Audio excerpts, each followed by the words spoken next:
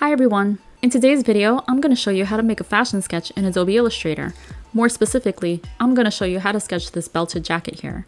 And make sure to watch till the end because I'm going to show you how to get all the important details down and how to get this sketch done in a timely manner, like you'll be required to do in the real fashion industry. So let's get started. So here I have a sketch of a belted jacket that I want to draw. And just so you know, it's okay to draw on top of a reference. I'm going to put a link in the description where you can download this reference picture that I have, and you can sketch right along with me if you want. Or you can simulate what I'm doing on top of a croquis.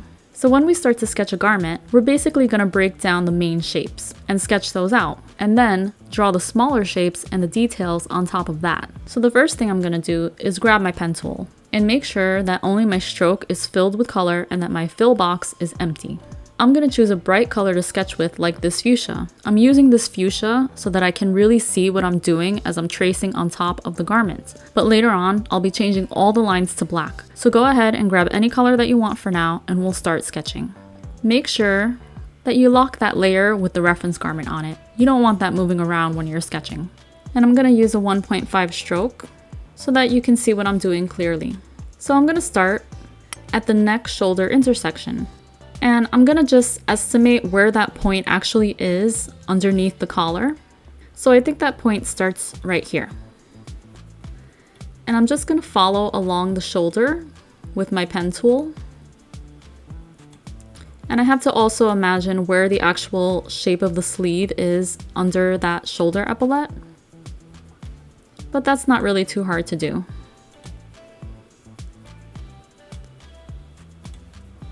And we're just going to trace around the sleeve following the shape of this picture.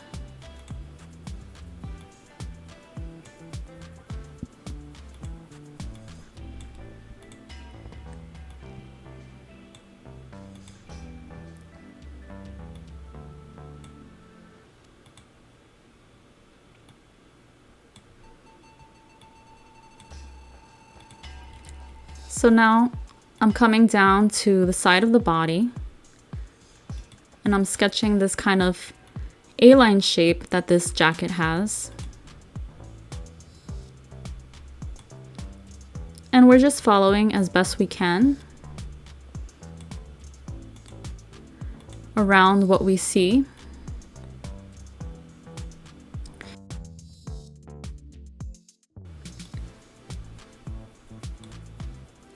And for those of you that don't know, in fashion design, we sketch half of the garment and then we reflect it over to the other side, which cuts our work time in half and gives us a symmetrical garment.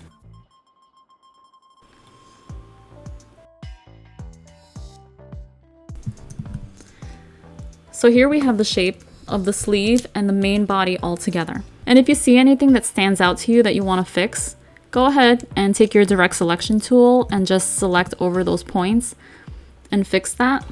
Here, I just want to fix the shape of the bottom a little bit. I think it's just a little bit angular here. And you don't have to follow the reference shape exactly. It's just a reference so that you can have a basic shape for the design that you're trying to make. So the next part that I'm going to draw is this flap that we see here.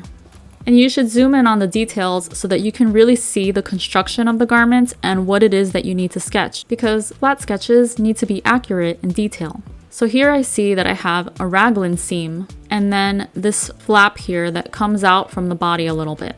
So I'm going to sketch it just as I see it. And before I sketch it, so that I don't interfere with the lines that I just drew, I'm going to lock these lines. And I'll do that by selecting the shape that I just made and clicking on Ctrl+2, which is the keyboard shortcut to Object Lock. So I've locked that shape. And since I have a line here that's gonna overlap, I'm gonna just choose a different color just so that I don't get confused about what I'm doing. So here again, because the collar is in the way, I'm gonna have to estimate where this raglan line starts at this neck area here. So I think that it starts right about here. And then I'm just gonna follow the shape that I see of the raglan seam. So I'm clicking on this point and then I'm making like a curved line. And then the rest is easy because I can just follow the shape that I'm seeing of the flap. So I'm gonna follow these curves. And again, when I get to this part here where the collar is in the way, I'm just gonna kind of guess where I think that flap is going. And on this part, I'm gonna follow what I did here on this line. And it doesn't have to be exact because the collar and the lapel are gonna cover that anyway. And before we get to the collar and the lapel, I'm gonna make a stitch line here because I think that I see a stitch line on this flap.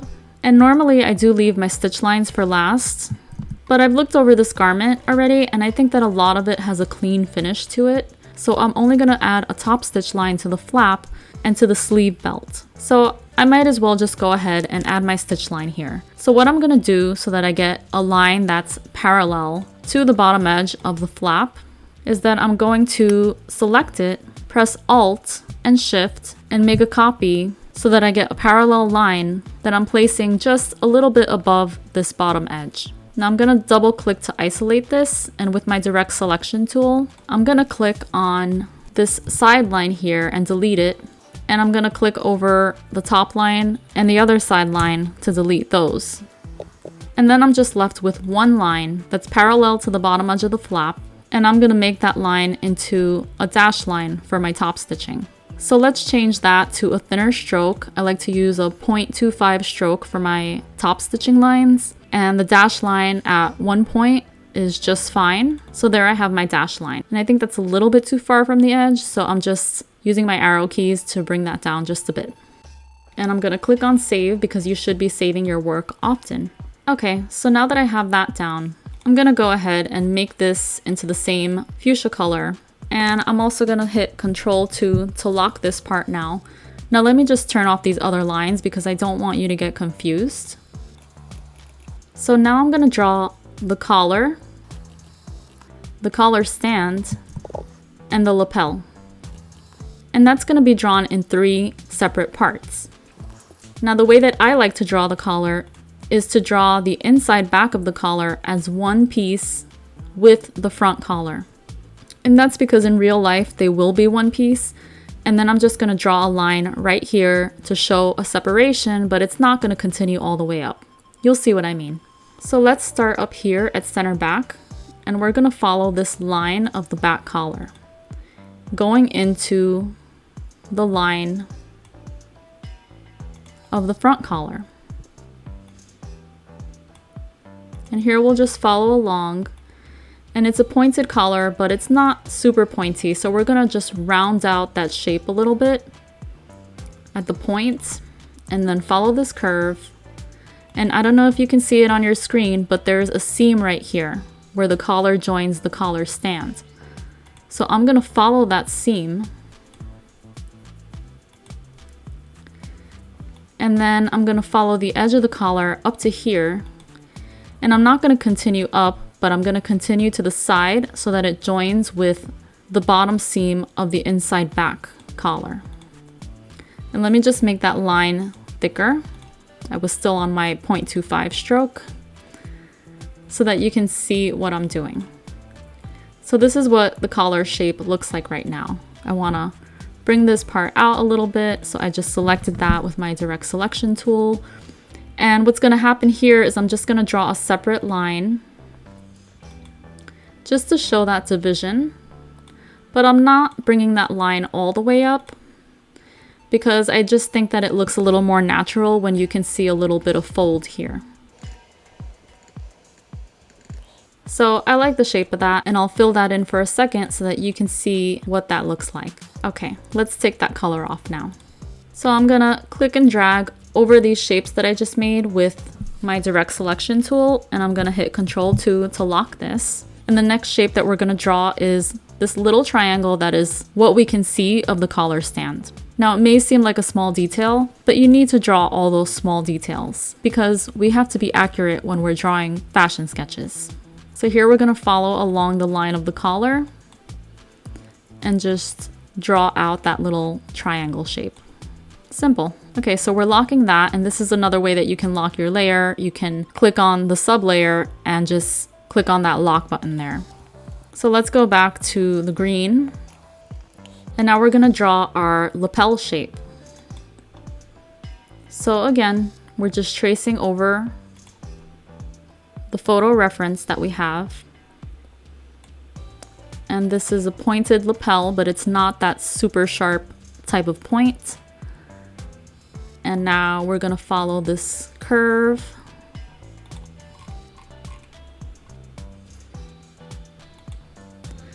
And now we're gonna follow the curve that we see here at the center front. Just dragging that to follow the shape that I want. And up here, we're gonna join that shape by dragging over it with the direct selection tool and hitting Ctrl J to join the points and Ctrl Alt J to average them. You should have both checked and click OK. And that closes up that point neatly. So you can go back in and see if you like the shape that you've made, especially on these parts where you're making a little bit of a rounded shape. You want to go back in and just make sure that you like the shape that you made. Okay, so let's turn our layers back on. And you can see what we've drawn so far. So we have a lot of the main part of the jacket drawn. So I've filled in my collar and my collar stand and my lapel with white. And I'm just gonna fill in my other two main shapes for a second so that you can see what it's looking like. And this is looking pretty good so far. So let's take the fill off this part here. We can keep it on the other parts. So I'm gonna lock all this again. And you can do that by doing Object, Lock, Selection, or Ctrl 2, which is the keyboard shortcut that I showed you before. And now we're gonna start getting into our details. But before we do that, real quick, if you're finding this content useful, be sure to like, comment, and subscribe. It'll help me to keep bringing you more videos like this. So I'm turning off the eye of the collar and of the main body because the next thing that I'm gonna sketch is this shoulder epaulet. And like I said at the beginning, what we need to do is break down the parts and sketch the main parts and then the smaller parts on top of those. So this is one of the smaller details, but it has details within itself. So we can see that this epaulet is made of a main part of the epaulet, which is on the top of the shoulder and the overarm. And then you can see that it's a double layer and it folds underneath the main part. And then there's a third part that's a little loop that's holding this epaulet down. And we also have a button, which we only have a partial view of. So we're gonna simulate that in our sketch. So we just have to think of this as just drawing these shapes. So I'm drawing this main shape, and because of the angle of how you're seeing this epaulet, it might be a little bit distorted. So we're gonna draw what we see, but then we're gonna just adjust it a little bit so that it doesn't look distorted and so that it makes sense in sketch form. We also want our stroke lines on our smaller details to be not as thick as the main parts. So I brought that down to a 0.1 stroke. And I'm just making this epaulet shape a little bit more regular as opposed to the kind of strange shape that we're seeing in the photograph because of the angle. So I think this makes a little bit more sense now. And I'm gonna click on that, hit Ctrl 2 to lock it. And with a contrast color, I'm gonna show you how to draw the fold. So let's take a bright royal blue color.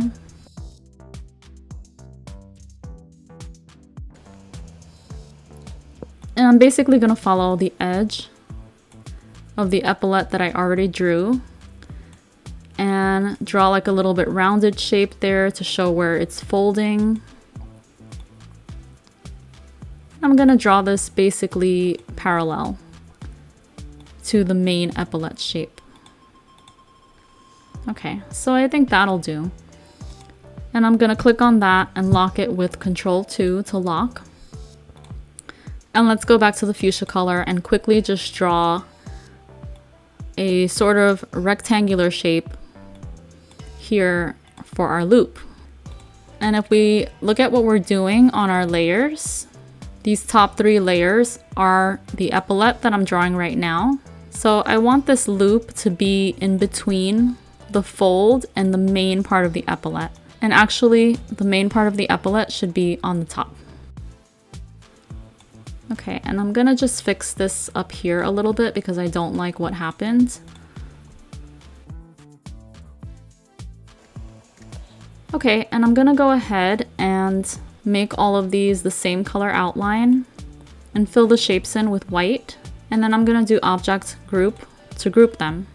And this folded part, I'm gonna fill it in with a gray color just so that it reminds me that it's a fold.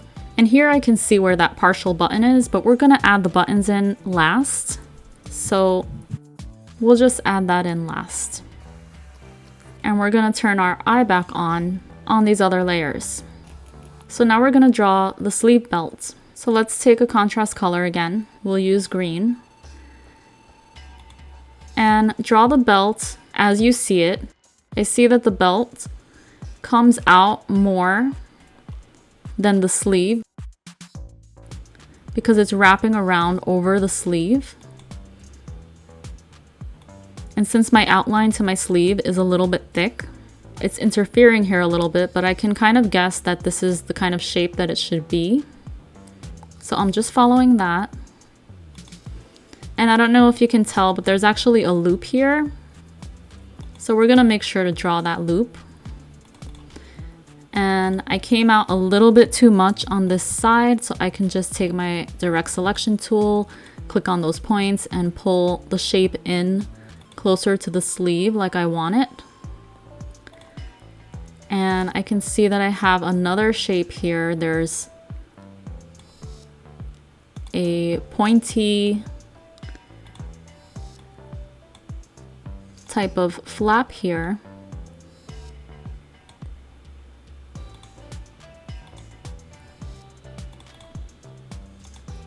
With a button closure. And like I said, we're gonna add the buttons in at the end. I'm gonna use some pre-drawn buttons that I have. And I will show you in another tutorial how I made those buttons. But for this tutorial, we're gonna concentrate on the garment. And here I'm drawing the first loop. And over here, I'm gonna draw this other loop that I think maybe you can't see it so well, but once I draw it, you'll get the idea of what that looks like. It's a side view of it, so it's gonna look skinnier than the other loop just because of the perspective. And if you're getting confused by the lines, you can start filling in some of the shapes so that it'll just be more clear to you what you're doing. So here I'm gonna fill in this loop, and I'm actually gonna make like a little placeholder here for my button.